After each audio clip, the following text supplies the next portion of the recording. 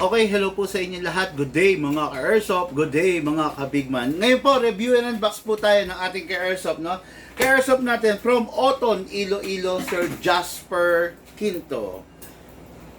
What is good and special about this unit? So, this unit is a unit na kung tawagin natin Batang Quiapo. Bakit siya tinawag na Batang Quiapo? Kasi ito yung ginamit ni Coco Martin, no? Ito yung ginamit ni Coco Martin doon sa, kung familiar kayo sa serye na Batang Quiapo. Kasi ngayon, si Gabo, si Gabo yung serye niya ngayon. Pero kung way back, isa sa pinakamatagal na serye. Yan, no? Batang Quiapo, no? So ito po yung ginamit niya, kaya tinawag natin Batang Quiapo. Sa panlabas na, kung tawagin natin to, this is the Infinity 6.0 kasi merong 7.0. Infinity, kung ikaw nakakaintindi ka sa barrel, kung familiar ka sa Infinity, sa Metrillo, yon, no, etc. Ito po yun, ganito po yun, no? Itong unit na to, yung panglabas niya, upgraded na po out of the box. Makikita nyo, naka-optic sight, naka-bomber sight, naka-magwell, okay, kumbaga, slatted grip na, gwapo na, formado na. Akin na yung pala nito. Pero, in-upgrade po natin yung laman loob nito. Number 1, in-upgrade natin, naka-fine tuning, naka-trigger job, naka-enhance big bore nozzle, naka-hammer protection pad, naka-hop-up rubber, at syempre, yung isa sa pinakamalupit na upgrade na meron tayo, na tayo lang ang meron, is the fixed outer barrel. Okay, no? Yan. The fixed outer barrel, tayo lang ang meron yan. Okay? Yung unit, ipapadala natin sa Oton, Iloilo ng... okay. Na-fix na pala. Ayun, yan. Yung unit, ipapadala natin sa Oton, Iloilo nang hindi pa naka-fix outer barrel. Kung makikita nyo to. Okay, ayan ha. Ni-request lang ng bossing natin na gusto niya siya na ang mag-fix outer barrel. Walang kaso yun, no? So, yung original barrel, ito, ganito. Pero yung upgrade kit natin, ito, ganito. Papakita ko sa inyo yung difference. Baba mo yung camera. No? Make sure na makikita yung timbang, ha? Yan. Pakita ko sa... Mabata. Anong problema? Mamalber. Ayan. Kita to, yung kilo. Okay. Sabihin mo yung timbang, ha. Ito yung original. Ito yung original na ganito, na nakakabit dito, ha. Original to. Ayan. Sige. Ilang grams? 64 grams. Grabe, ang bigat, no? Ito yung original kasi. Ito. 64 grams, tama ba? Okay. Ngayon, ito yung upgrade kit natin. Ha.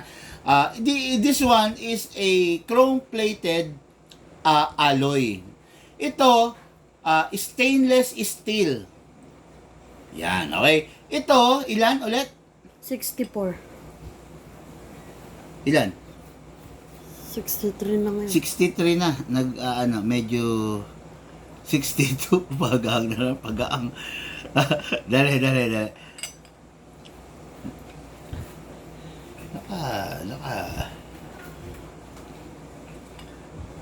Hindi, pag ganyan, hindi nakasayad dyan. To.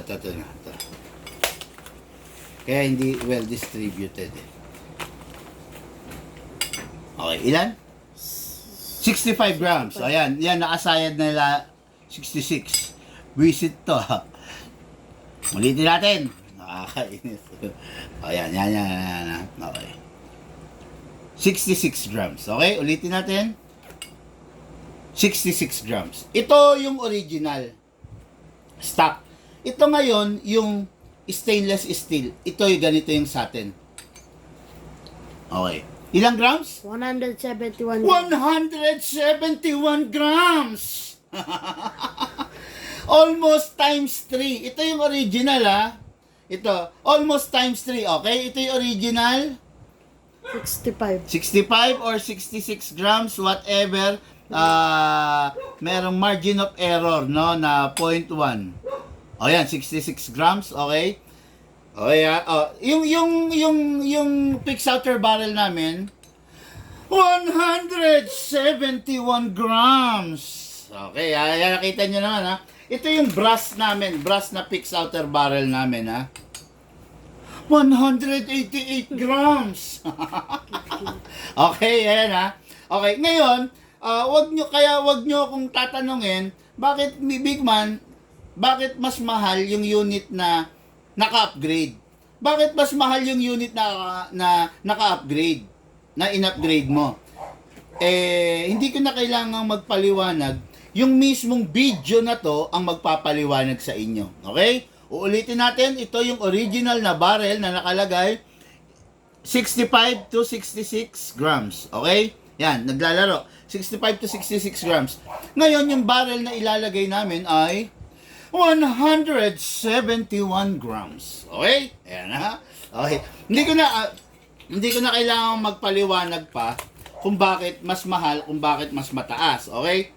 Kasi yung inilalagay namin na fixed outer barrel is quality talaga. Sabi nga, manghihina ka na sa mundo, mawawala ka na sa mundo, anak mo na yung gagamit ng unit, buhay pa yung barrel namin. Okay? So, itong unit na to, ipapashipping natin kasama nung request ng ating ka-airsoft na fixed outer barrel. Okay? Other than that, the rest naka-upgrade na, siya na lang ang magkakabit nito. Okay? Bakit gusto niya?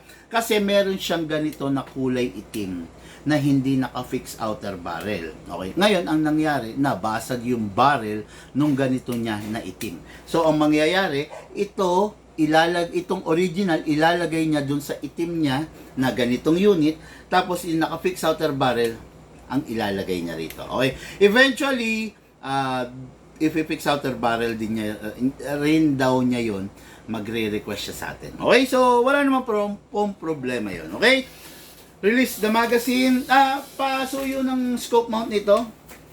Release the magazine, then, syempre, kailangan natin maglagay ng silicone oil. Press the valve, then spray. Okay, then dito. Okay. Sana mapanood to ng mga haters natin, no? Na nagsasabing mataas daw ang presyo natin. Sana mapanood to, no? Para medyo maliwanagan sila. Okay? Kasi ano lang sila, naguguluhan lang sila, no? Naguguluhan lang sila. Pero sana mapanood nila to para maliwanagan sila. Bakit nga ba mas mataas kay Big Man? Ang binabayaran nyo rito, quality unit. Ang binabayaran nyo rito, peace of mind. Ang binabayaran nyo rito, maayos na unit. Okay? So, ngayon, may silicone oil na. Siyempre, lagay tayo ng green gas. Upside down, then press down. 1, 2 seconds only, ha? Yan lang ang nilalagay natin kasi yung unit natin naka-fine tuning, naka-trigger job. Hindi siya nagre-require ng maraming gas, bagkos kahit konti lang. Regulated, same ang FPS niya. Mas mataas ang FPS, mas matipid siya sa gas. Okay? Ngayon, so, unit kasa, i-lock manually, spray natin dito. Okay. Then dito. Again, yung unit naka-enhanced big bore nozzle, yung unit hindi pa naka-fix outer barrel, pero ito yung fix outer barrel, ipapadala natin sa Oton Iloilo, yung bossing na po natin ang maglalagay. Okay? Release, then rest. Next natin, bala. Okay? Bala. Okay? Hatak, pababa, then lagay tayo ng bala. Kalugin natin sideways mga airsoft, para umalign siya. Maximum rounds is 27. Hindi ko na ganun pupunuin. Pasok, kasa. Ready to fire.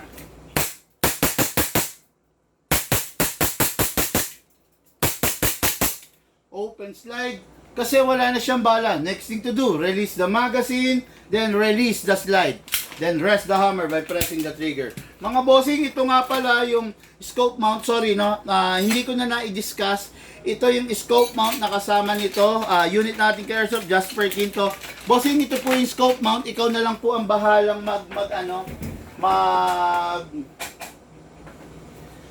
magkabit. Ay, together with the RMR scope, no? So ipapadala natin, original AW custom po ito, original po ito para dito. Hindi po to conversion, hindi po to peke. So lahat po na makukuha nyo rito, original quality unit. Okay, mga Airsoft, thank you po.